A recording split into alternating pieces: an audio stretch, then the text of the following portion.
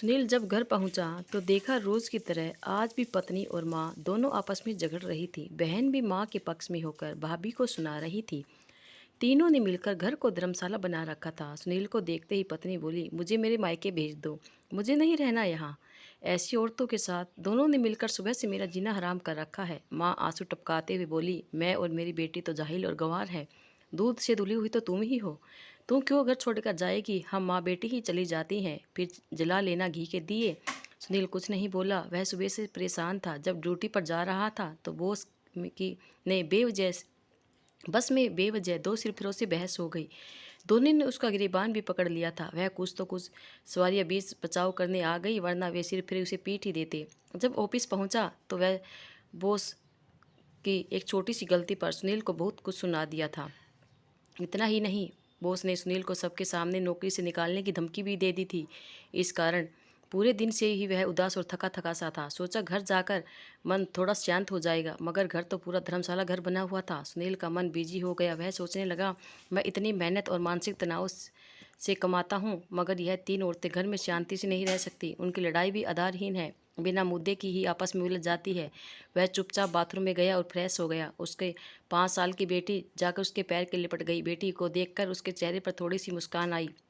वह उसे गोद में उठाकर प्यार करने लगा। सुनील को उदास देखकर माँ और बहन ज़्यादा चिढ़ गई। वह उसकी पत्नी से तेज़ आवाज़ में लड़ने लगी। वह बच्चों को लेकर कमरे में चला गया। कमरे में बच्चे के साथ खेलते हुए माँ और पत्नी के तीखे बोल भी सुन रहा था। कुछ देर बाद उसकी पत्नी खाना ले आई। बोली, आपकी माँ और बहन से झगड़े के कारण सब्जी नहीं बना सकी, यह सुबह की बची हुई सब्जी है, यही खा लो। सुनील बोला, झगड़े की वजह क्या थी? पत्नी बोली, आपकी बहन 2 थैली दूध की लाई थी, एक थैली दोनों माँ बेटी ने पी ली, बाकी की एक थैली फ्रिज में रखने के बजाय अपने कमरे में ले जाकर रख ली। अब आप ही बताओ, मैं इंसान नहीं क्या? बाहर खड़ी माँ बोली, शर्म कर थोड़ी बहुत, सुमन एक ही थैली दूध लाई थी। पत्नी बोली, शर्म तो आप करो मम्मी जी, आपको आपकी पोती की कसम है, सही सही बताओ, सुमन कितनी दूध लाई थी? सास गुस्से में बोली, हाँ 2 थैली लाई थी, मगर तुमने तो दही फ्रिज में रखने की बजाय अपने कमरे में जाकर रख लिया था। सुनील टूटी आवाज़ में बोला, तुम तीनों बिना लड़े इस घर में नहीं रह सकते क्या?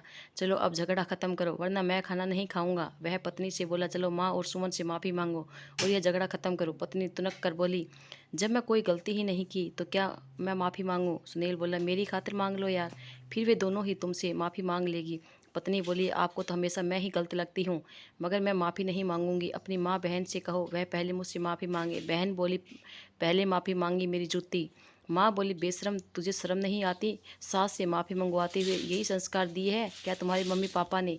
पत्नी बोली, माँ जी मेरी मम्मी पापा तक मत जाओ, वरना मैं भी अपनी पर उतर आऊँगी। माँ कमरे में आ गई। बोली, क्या सुनाएगी तू? जरा बोल तो सही, बेटा भी नालायक है जो सुन रहा है, वरना एक लगा देता तो चूँ भी नहीं कर पाती।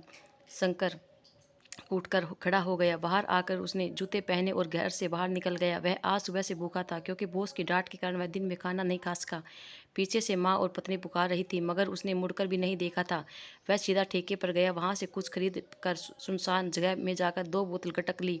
उसने सोचा था थोड़ी सी पीकर किसी ढाबे पर खाना खाएगा, मगर खाली पेट ज़्यादा पीने से उसके पैर लड़खड़ा रहे थे। वह पीने के आदी नहीं था, कभी कभी दोस्तों के साथ पार्टी करता था। जब वह हाईवे सड़क पर लड़खड़ा कर चल रहा था तो एक तेज चलती हुई गाड़ी ने उसे टक्कर मार दी। टक्कर इतनी तेज थी कि वह बहुत दूर जाकर गिरा। उसे तड़पना का मौका भी नहीं मिला। कुछ देर बाद ही उसके प्राण निकल गए।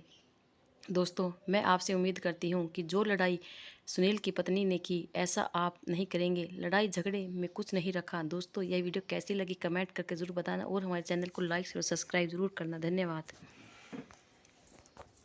बाढ़ लिया बेटा।